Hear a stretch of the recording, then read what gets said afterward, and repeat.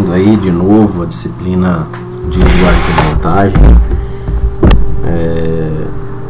Para a gente dar início aí, né, novamente a disciplina, eu vou fazer uma revisão rápida, né, dessa parte teórica e apresentar para vocês de novo alguns códigos aí para a gente começar a discutir, né? Então,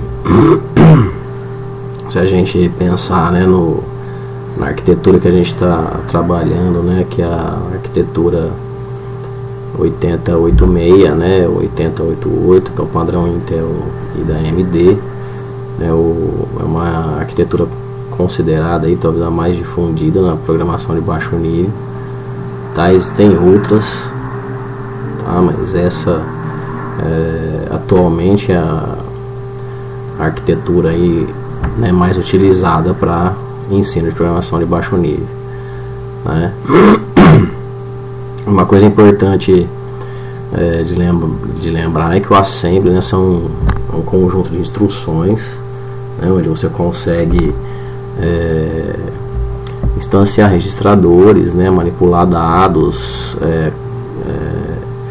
executar interrupções, tá? E o assembler, né, nada mais é que o programa que permite que você execute esse código, né, de instruções de baixo nível, né, que no nosso caso a gente vai utilizar o NASM, tá? E aí, continuando aí, a gente permite um melhor controle das funções de um computador, né, um sistema computacional, né, hoje moderno, né, ele possui aí componentes, a CPU, né, que é a unidade central unidade central de processamento, né, as memórias, tanto primária, secundária, tá, dispositivos de entrada e saída, que no caso para programação de baixo nível a gente vai utilizar, né, principalmente teclado como dispositivo de entrada e monitor como dispositivo de saída, tá? Lembrar que um bit, né, a menor medida, né, talvez considerar um nibble, né, que são 4 bits, depois um byte, né, que são 8 bits, né, ou seja, 2 nibbles, né, depois o word, que é 16, o double word, que são 32 bits, né, o quad word, que são 64 bits, e assim por diante, né. Para que é interessante a gente entender isso, né, porque existem alguns mecanismos na programação de baixo nível onde a gente precisa reservar espaço em memória, tá? Aqui alguns exercícios, esses slides eu vou deixar para vocês no Moodle, tá? E aí um pouco de historinha, né? Quando que foi desenvolvido, né? Essa arquitetura ela foi evoluindo, ou seja, ela foi ganhando mais instruções, né? Então, quando você fala em programação de baixo nível, quando você fala que você vai programar em assembly, na verdade você está falando de uma forma mais geral, onde entende-se que você vai utilizar um conjunto de instruções, não necessariamente esse que a gente vai utilizar, tá? Isso aqui é a arquitetura utilizada, né, em um processador. Então a gente tem aí alguns registradores, a gente vai utilizar bastante, né, esses registradores, né, o A, B, C e D, né, os registradores AX, BX, CX, DX, né, que são registradores de dados, né. A gente vai utilizar esses registradores, muitos desses registradores, na verdade, né, para armazenar dados, manipular esses dados, né, fazer algumas operações com esses dados, tá? E aí algumas explicações, né, mais detalhadas aí de cada registrador, certo? A gente já passou por isso, né? Então é para dar uma lembrada, né, que a gente vai utilizar alguns registradores para colocar informações neles, né? Uma outra coisa importante são as interrupções, né?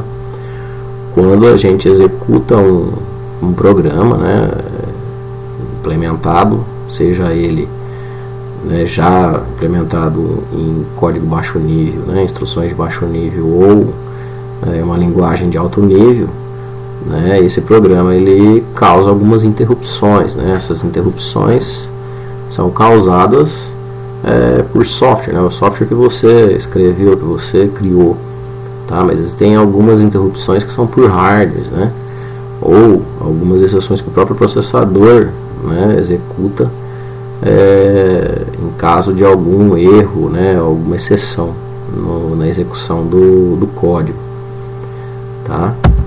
É importante lembrar que aqui interrupções, né, quando a gente voltar a programar, vai ser possível a gente visualizar realmente as interrupções, né, onde elas são causadas, né, onde elas são executadas, no caso, né. E aí algumas outras curiosidades aí, falando de deslocamento, de segmento, tá? Alguns comandos Linux que bem básicos aqui, que vocês irão precisar, né, para visualizar comando, né, ou editar em um console aí, né, um terminalzinho do Linux, certo? Aqui são as diretivas, né, que a gente utiliza quando a gente vai reservar, por exemplo, alguma informação, né, aliás, algum espaço de memória, né, para armazenar, para colocar alguma informação, uma posição, por exemplo, inicial de uma frase, né, para depois calcular o tamanho dela. Então a gente tem o double byte, né, que é o byte, que é o 8 bits, o word, né, que são 16 bits, o double e o quad, né, assim sucessivamente aí, certo? Aqui a gente tem um exemplo, né, de código em assembly, né, mas a gente vai ver logo depois aí um código inteiro pronto, tá? E é isso, né? A gente fica por aqui e a gente volta aí depois com o vídeo com uma implementação de um primeiro código, beleza? Até mais.